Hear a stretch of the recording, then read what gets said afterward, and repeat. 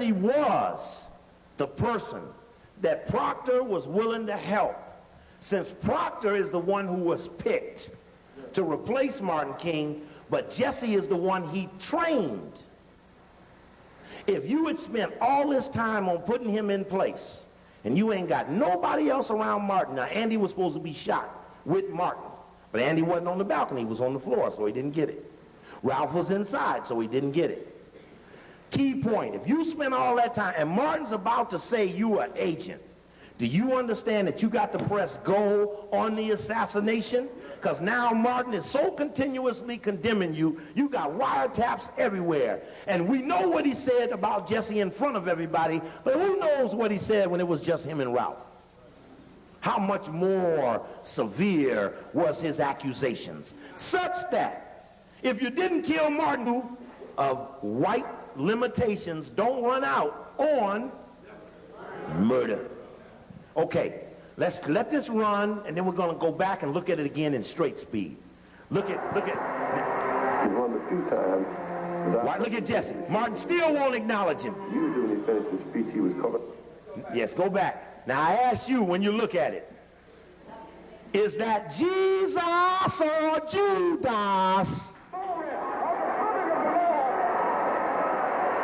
Jesus or Judas?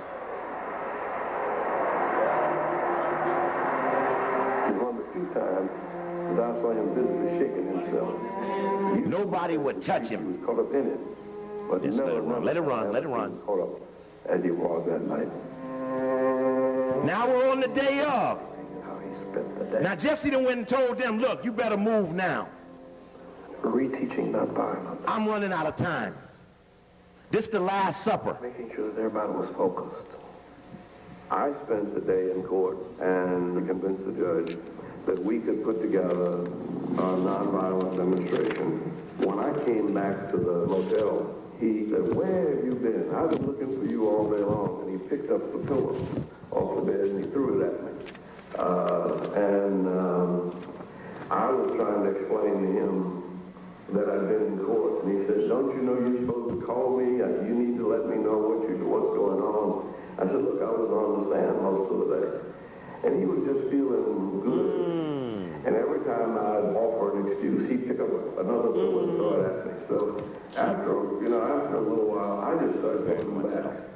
And everybody sort of picked up pillows, and we had just a very childish pillow fight. And then the last one.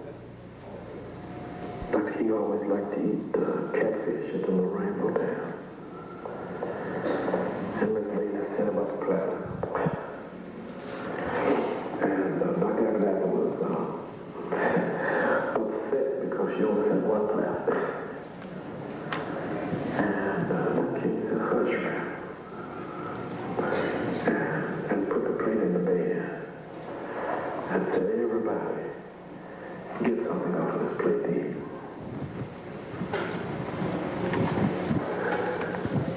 See these men break up trying to tell that story. Dinner was to be served at my home at 6 o'clock. I went to the room. They brought him on the balcony at 3:06. I said, "Oh." He was shot with a 30-06. He said, "Oh, no, I called the house and dinner is not until 6, so we are in no hurry."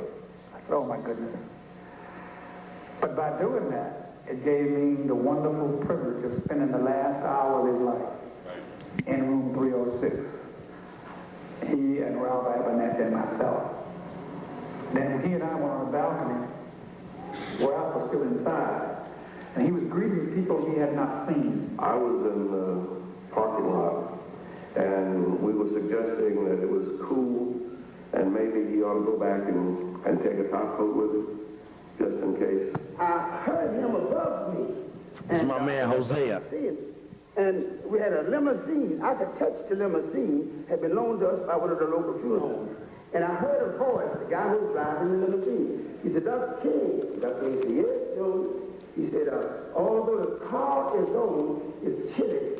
I recommend you get your coat." And the last word he said in this was, "Okay, Joe, get my coat." And I was suddenly said, "Pow!" Stop. Oh, stop. Go back. Key point. Let's go back. There's the maid right there we were looking for. There's the cart. Oh. Okay, let's freeze it at the highest point where Jesse's back is in the pit. Right there, stop. There we go. There's Jesse Jackson. There's the maid. There's the cart. There's the white boy, Lau, L-A-U-E, head of the community strike, a member of the Community Relations Service of the Justice Department, which spies on racial tension. His boss was Roger Wilkins, the nephew of Roy Wilkins.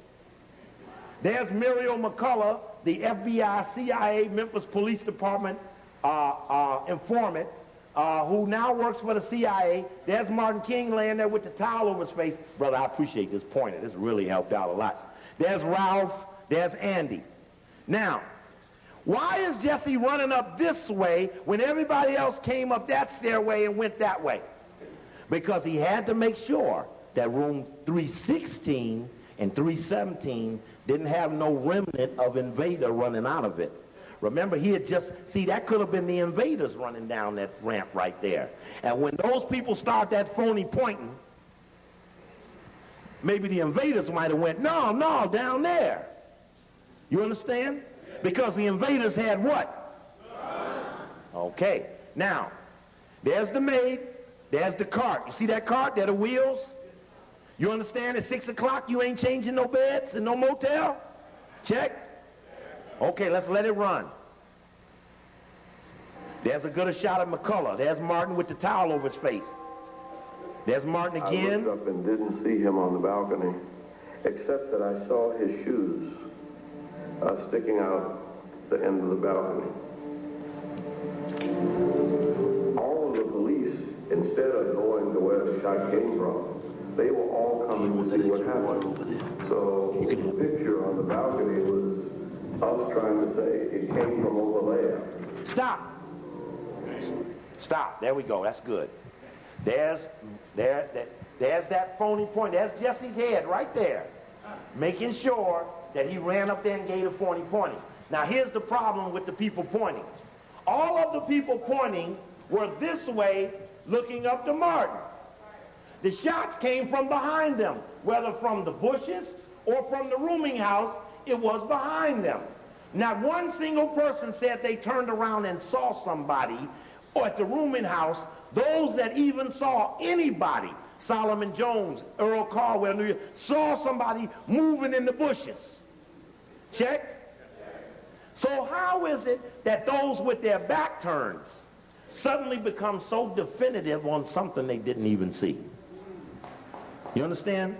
It's not logical that they're primary sources for a focus.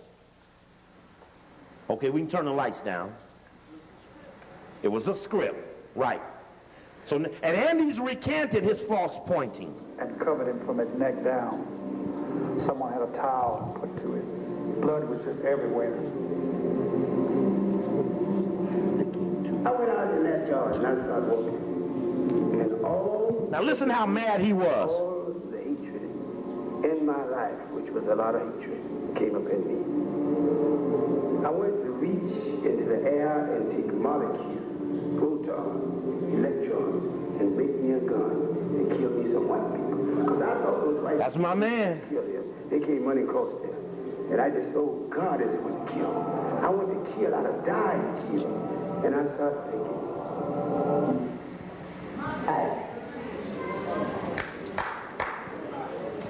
you promised him that you will not do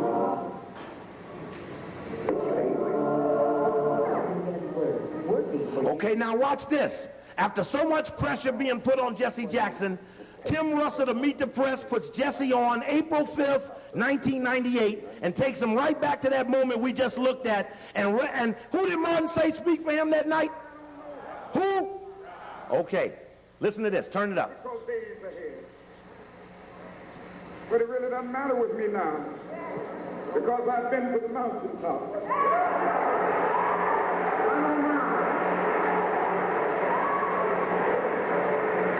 Like anybody, I would like to live a long life. Longevity has its place. But I'm not concerned about that now. I just want to do God's will.